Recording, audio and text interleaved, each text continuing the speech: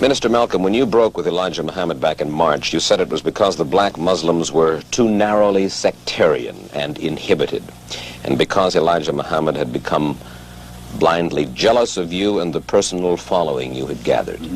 I said the first part, but the last part, I didn't say that Elijah Muhammad himself had become blindly jealous. I mentioned that it was his family and the officials in Chicago. Everything that I said always was designed to protect Mr. Muhammad himself, primarily because the image that he had created was the image that enabled his followers to remain strong in faith and things of that sort, and I didn't want to see any adverse effect or negative result develop in the faith of all of his followers. But actually, despite the fact that I tried to protect the Muslim movement, if you'll notice, they used their newspaper to slander me and to label me as a hypocrite and as a rebel, and Mr. Muhammad himself said that I defected. Well, in reality, I never even left the Muslim movement. They put me out, and they put me out because of what I knew, and what I knew was told to me by Mr. Muhammad's son, Wallace Muhammad himself. They put me out and they put him out.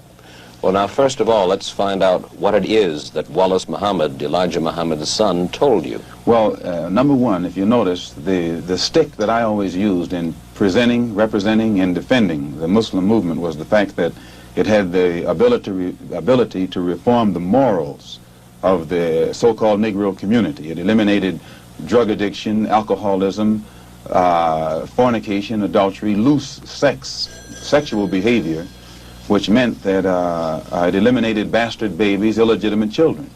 Well, as long as I knew that this was what it represented, and it gave me a strong stick, I could represent it and defend it. But we had a law which was that whenever any Muslim became involved in any kind of sexual relationship with someone to whom they weren't married, that person would be brought before the Muslim community, humiliated, and then isolated for from 1 to 5 years. This was our law. Well, in 1954, a teenage sister left Detroit and became one of Mr. Muhammad's personal secretaries. And there in the Chicago office, she became pregnant after being there for a year. And she was brought before the Muslim community and humiliated and isolated. And a year later, another secretary, this time one from Lansing, Michigan, came to Chicago. She also became pregnant. She was brought before the community and humiliated and isolated. And because the other person was never brought forth during this court session, it was concluded by all of Mr. Muhammad's followers that it was a non-Muslim who was the other party. Well, we grew so rapidly until that in 1957 or 58, the secretarial staff was expanded to, I think, 8 teenage sisters. In 1959, 6 of them disappeared. 2 of them reappeared in Philadelphia about 2 or 3 months later, and they were all right. The other 4 reappeared in 1960. All 4 of them had babies. All 4 of them had become involved with someone and become pregnant and had these children. So it was, from what I now know, when the 4 of them got back to Chicago and began to compare notes, they found that the same man had told all of them the same story and had made all of them pregnant, that the same man was the father of all 4 of their children and had also been the father of the children brought forth by the 2 secretaries who preceded them. So this story was kept among these sisters until 1962. 2 of them rebelled against the person who was responsible and began to tell the story all over the city of Chicago. It caused many of the Muslims in the Chicago mosque to leave and go back out in the street. They knew it, and I knew nothing about it until 1963 when Mr. Muhammad's son, who had been in prison, came out, and he had been a minister, and he was very religious and spiritual. And when he began to hear these rumors around Chicago, he went to one of the sisters, and the sister admitted to him that the rumor was true. And it was he who first told me about it. And when he told me about it, I wrote to Mr. Muhammad and told him about it, and he admitted that he had a knowledge of it, and that he'd given me a religious explanation that would fit into prophecy and all of that. So I was quiet. And it wasn't until October of 1963 that it came up again. And when it came up again, I realized that the same person who had made these other sisters pregnant was still busy doing the same thing. He hadn't stopped. 2 of the sisters had 2 children by the same man. And one of those two sisters was pregnant still, getting ready to have a third child by the same man. So when it was known among the Chicago officials that I had a knowledge of this, they become very fearful of me. They became very antagonistic toward me, and they had to do something to diminish the authority that I had, for fear that if this became public knowledge, the followers would leave the Muslim movement and follow me. And it was at that time that they used the statement that I made against President Kennedy as a pretext to cut my authority, and some other things happened that finally produced the split, or forced the split. And when I made the split, the only reason that I didn't make this public knowledge was I knew the implications, and I felt that if the Muslims who were in the Nation of Islam knew it, that which enabled them to be so strongly religious and exercise moral discipline would be shattered, and it would cause all of them to go right back and start doing the things that they had been doing previously. Who is the father of all of these various children whom you have enumerated? The first one to tell me who the father was Wallace Muhammad, and he told me that the father was Elijah Muhammad himself. One of the sisters, he went to the home of one of the sisters, and when he walked in the door, she says, "I want to let you see something." And she showed him her child. She said, "Here's your brother, and your father is the father of this child." And then I questioned the sisters myself, because I was shook up. And they admitted to me that Elijah Muhammad was the father of their children. And I took it to him. And it was at that time he told me that he was Muhammad, the prophet, and that Muhammad had 9 wives. He also told me that he was David. He was the modern David, and that he was the modern Solomon, and that it was meant for him to fulfill today all of the things that they did back there. And how many of these illegitimate children did he father with the sisters? Well, he made 6 sisters pregnant. They all had children. 2 of those 6 had 2 children. One of those 2 is having a child right now. I am told that there is a 7th sister who is supposed to be in Mexico right now, and she's supposed to be having a child by him. For one thing, when you first separate from your wife, it's a physical separation, but it's not psychological. You still have feelings for her, and you protect her. But after the physical separation has taken place for a while, it becomes a psychological separation. It was the same way with me in the Muslim movement. When I first separated, it was a physical separation, but my feeling was still there. And it was only after my trip into the Muslim world and in my pilgrimage to Mecca that I really was able to exercise the objective approach to it that enabled me to see that something had to be done to bring this to light. Otherwise, a whole lot of innocent people would be killed needlessly. Well, these revelations that you are now making about Elijah Muhammad, what effect should they have on his following? Well, I very much doubt that any of his followers who really are aware of what he has done would continue to follow him. He may try and justify it by saying that he's a Muslim, and that a Muslim has a right to these wives. If this were the case, these sisters should not have been humiliated. These sisters have been looked upon for the past 5 years, or 6 years, or 7 years as being guilty of having committed fornication. They have been debased, they have been degraded. I have heard him himself refer to them as having disgraced him. So if they were his wives, he should have given them a position of respect so that all of his followers would respect them, and that they would have the protection of his followers today. Well, do you feel that you then, perhaps, now should take over the leadership of the black Muslims? No, I have no desire to take over the leadership of the black Muslims, and I have never had that desire. But I do have this desire. I have a desire to see the Afro-American in this country get the human rights that are his due. I believe that the Islam religion is the best religion for our people because it creates unity, and it gives one dignity and racial confidence and all of these things that are necessary to make a complete human being. Are you not perhaps afraid of what might happen to you as a result of making these revelations? Oh yes, I probably am a dead man already. What do you mean?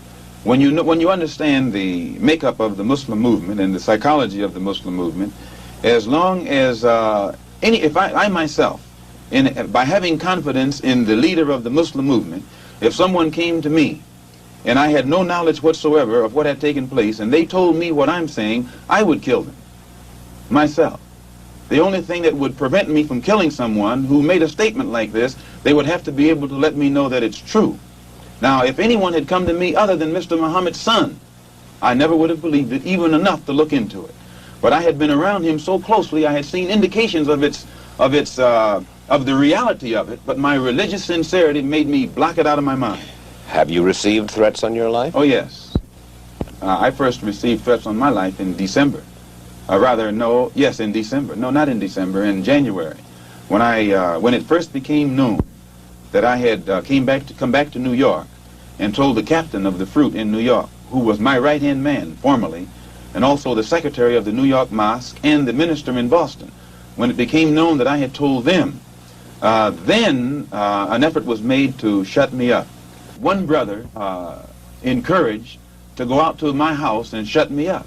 And fortunately, it was a brother who was well capable of doing so, but it was a brother who was highly intelligent. He was academically equipped to think for himself. And what he was told to do didn't add up. And fortunately, he was the one who put out a feeler to me to find out what was wrong. And I opened his eyes. And then he opened the eyes of the same crew whose job it is to do this kind of work. You mean he was going to kill you? Oh, yes. One of them was, an attempt was made to get one of them to wire my car with an explosive. That one is with me right now. Well, fortunately, while I was among the Muslims, I never lived beyond my means, and I have learned how to live within means. And I still have the clothes that that was provided for me at that time. I'm in the house that was provided for me, although we're in a court battle, they're trying to get it back. And I have made this statement to them concerning the house, that they could have it. If they would take me back, that they would permit me to come before the Muslim movement, the rank and file, and explain or defend myself against all of the charges that they've made against me, they could have the house. But they are going contrary to their own laws by standing up in the mosque and indicting me, but never giving me a chance to defend myself. And they say that no one can judge me but Mr. Muhammad. In this case, Mr. Muhammad can't sit as judge because he's involved in the case. Elijah Muhammad says of the Muslims, we carry no arms, and we do not seek to win victory with arms. We do nothing to others that we would not have done unto us. The two brothers were sent after me with revolvers by Joseph, the captain of the fruit in New York. They were armed. When a Muslim is attacked, and you'll find this to be the pattern, when the Muslims were attacked in Monroe, Louisiana, Elijah Muhammad gave no signal to anybody across the nation to come to the defense of their brothers. When our brothers were attacked in Los Angeles, again, Elijah Muhammad gave no signal to anybody to come to the defense of those brothers. Never have the Muslims anywhere in the country gotten any kind of instruction from the national office or headquarters on how to defend themselves when they are attacked by outsiders. The only times the Muslims have ever been given any instructions to commit violence is when that violence is directed against a fellow Muslim. His followers are violent against Negroes. Against Negroes? Yes, his followers will go out and attack another Negro, like they will attack me, or they will brutalize a fellow Muslim who breaks the law. But you don't find those same followers going out and becoming involved in the Negro struggle in any way whatsoever. Now, the violence that he accuses me of is my tendency to want to participate in the struggle of the Negro at all levels. This is what he calls violence. One question before we go further with that. Has Wallace Muhammad left the black Muslims? Wallace Muhammad was put out of the Muslim movement right along with me. As far as you are concerned, you will accept the fealty, if you will, of any Negro anywhere under any conditions? You have to define fealty. You want them to give you their loyalty? Not me, their loyalty. I'm not seeking for the loyalty of any Negro, but I am seeking that for Negroes to learn how to be loyal to themselves. And when the Negro learns how to be loyal to himself, our problem is pretty well solved. Minister Malcolm, you have suggested that there are all kinds of movements in Harlem growing that you and I don't know about? Oh, yes. Frustration itself has been sufficient, all that was necessary to make Negroes realize the importance of banding together. and Negroes are banding together. Banding together in what kind of movements? Different kinds of movements, all kinds of movements, and they remain almost invisible. They remain almost unknown, but yet they are there. When I say invisible, I mean invisible in the sense that their existence is unknown, and no matter how much you try and track them down, you can't find them. And never try and find them through the Negro leaders.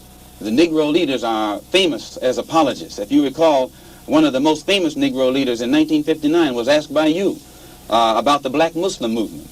And he said he knew nothing about it. And the next moment you flashed a picture on the screen with him shaking hands with me. So if you will recall. So this is their policy. This is their attitude or their reaction. They never know what's going on in the Negro community. And what form will the activities of these various so-called invisible movements take in Harlem this summer? An example, Commissioner Murphy. Almost every statement that Commissioner Murphy makes would give you the impression that he's encouraging the police, rank-and-file policemen, that to take whatever method or measures necessary to hold the Negroes in check. He feeds the type of statistics to the white public to make them think that Harlem is a complete criminal area, that everyone is prone toward violence. This gives the police the impression that they can then go and brutalize the Negroes or suppress the Negroes or even frighten the Negroes. Whenever something happens, 20 police cars converge on one area. This doesn't frighten Negroes. So it means that someone is either misinforming Commissioner Murphy and making him use tactics this year that he would not use 4 years ago, or that the former policeman Kennedy would not use. And this force that is so visible in the Harlem community creates a spirit of resentment in every Negro. They think they're living in a police state, and they become hostile toward the policeman. They think that the policeman is there to be against them rather than to protect them. And these thoughts, these frustrations, these apprehensions automatically are sufficient to make these Negroes begin to form means and ways to protect themselves in case the police themselves get too far out of line. You have called for self-defense units, rifle clubs, yes, ready to execute on the spot those who threaten Negroes. I don't think that I said that. Yes, you did. No, I don't think I said that. All right. I have called for rifle clubs, that I think Negroes should, in areas where the police, whether it be federal, state, or city, have proven their inability or their unwillingness to defend Negroes, the lives and the property of Negroes, then it's only intelligent and it's only right that Negroes protect themselves, and I have encouraged them to buy a rifle and a shotgun, which according to the Constitution is legal. For what? Not buy a pistol or something like that, but a rifle or a shotgun, which is constitutionally legal. For what purpose? So that at any time, anyone makes any effort whatsoever to brutalize them or attack them or endanger them, they should have something to defend themselves. And in a country that spends, I think, $50 billion a year for defense alone, I'm shocked that there's apprehension over Negroes trying to do something to defend themselves. Well, who will determine when the Negro is endangered? I think that if the government is concerned, instead of being so worried about what the Negro is going to do, the government should stop dragging its feet and take the initiative necessary to eliminate the injustices that frustrate Negroes and drive them into a method of defense such as this. You've said, Minister Malcolm, you have to expect the Negroes to rise up sooner or later. Oh, yes. What does that mean? Well, just the same thing that it meant in South Vietnam and these other places where you find oppressed people. Sooner or later, they rise up against the oppressor. When the Jews were being brutalized in Poland, there came a time when they couldn't take it anymore, and they fought back. They didn't have too much to fight with, but they fought back. And I think every oppressed people, no matter how meek and humble they are, after you drive them so far, they're going to strike back. Well, does that mean that you expect to organize battalions or paramilitary units in various Negro ghettos around the country and establish this coming summer for violent action? No, but I think that most Afro-Americans, so-called Negroes, have reached the point of no return and are taking it upon themselves to be prepared if the necessity ever arrives where they will have to do something to defend themselves. Well, there was talk a month ago, you remember, of a group in Harlem called the Blood Brothers, who left the black Muslims when you did, and then later parted company with you we are told, because the tactics that you espoused were too mild. What do you know of them, the Blood Brothers? Well, I certainly wouldn't apologize for them. I think that the approach, if such a group as Blood Brothers exists... Does it? I say, well, I think all Negroes are blood brothers. Every Negro I know is my blood brother. Oh, but Minister Malcolm, we're talking about a group said to number up to 400, probably more, who confess themselves to be anti-white as you are. They disbelieve in nonviolence as you do. One group among them is said to believe in violence, even in murder, almost for violence sake. Another group among them are said to believe in violence only for retribution, to strike back. Well, if such a group as the Blood Brothers exists, it doesn't shock me.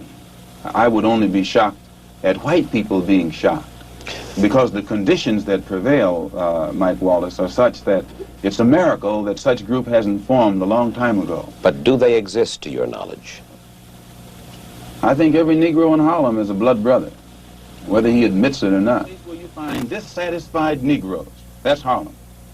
And whereas 20 years ago, when you'd have a little race riot, it was confined to a community. Today, Mike, if you have any kind of racial explosion, it will engulf the entire city, and it will have a chain reaction effect of spreading from city to city and on an international scale from country to country. And I, for one, would not like to see it happen, but I am a realist enough and I'm man enough to face the fact that the potential ingredients for this explosion exist, and I will never try and make the public think that it doesn't exist. Well, when you walk through the streets of Harlem, you hear this comment and that comment, and you get the impression that everybody is ready. They have arms? I think Harlem has always been armed. Do you look for violence in Harlem this summer? Yes, I do look for violence. When you say Harlem, mind you, Harlem is New York City. Queens is Harlem. Brooklyn is Harlem. The Bronx is Harlem. Westchester is Harlem. I mean, could you not become the leader of this kind of a group? Which kind of a group? A violent group. It's not a case of becoming a leader of a violent group. I don't think any group, even that's ready, wants violence. It's a case of... Is this not, Minister Malcolm, a call to action of sorts that you are raising here and now? I don't have to raise a call to action. And this is what I'm trying to make white people see. They have lost their ability to be objective where the race problem is concerned, primarily because they know that no real meaningful results have come from the Negro struggle. And in defense of this, they always call it or label it violence. You really believe that any meaningful result is going to come from violence? It's not a case of violence. I think that, see, if you could get away from looking at it as violence, then you would be objective and see that actually all it is a tendency to react to what they are confronting. White people don't realize how frustrated Negroes have become. I think they have come to understand the Negro's frustration, but they are also of the opinion that no good can possibly come from violence. If they are of that opinion, Mike, if you think that the powder keg that's in your house is going to explode under certain conditions, either you have to remove the powder keg or remove the conditions. You can't stand there and label the powder keg as an enemy when you have the ability or have it within your power to change the condition, and it won't explode. Do you know of any contingency plan for action? No. I know of none. But I don't think if you go and study the history of oppressed people, usually their initial action is not a plan. Usually it's a reaction, and it's on the part of a few, and then everybody gets right on in with it. And I think you'll find that if Negroes ever have to resort to any kind of physical action to defend themselves, many white people will be on the side of Negroes. Many white people are fed up with what the Negroes suffer. And this is what I had to become aware of on my pilgrimage to Mecca. I could see then that there are many white people in this country who will side with the Negro in whatever he has to do to protect himself. You have changed your attitude about the white man in the United States to some extent. Well, I've broadened my scope. Travel broadens your scope. It gives you a wider understanding. And I have, in my many lectures on college campuses, seen many whites, even as a black Muslim, whose reaction to much of what I had to say showed me that they were genuinely concerned. Some weren't genuinely concerned, but many of them were. And this element is increasing. But that's a considerable change of opinion in Malcolm X. No, today I'm speaking for myself. Formerly, I spoke for Elijah Muhammad. And everything I said was, Elijah Muhammad teaches us thus and so. I'm speaking now from what I think, from what I have seen, from what I have analyzed, and the conclusions that I have reached. Then the white man is no longer the devil, and he is no longer bound to be evil. The Holy Quran teaches us to judge a man by his conscious behavior, by his intention. And my reason for going to Mecca was to get a better understanding of the religion of Islam and what the Quran teaches. So I judge a man by his conscious behavior. I am not a racist. I don't subscribe to any of the tenets of racism. Then there are good whites and good blacks and bad whites and blacks. It's not a case of being good and bad, good or bad blacks and whites. It's a case of being good or bad human beings.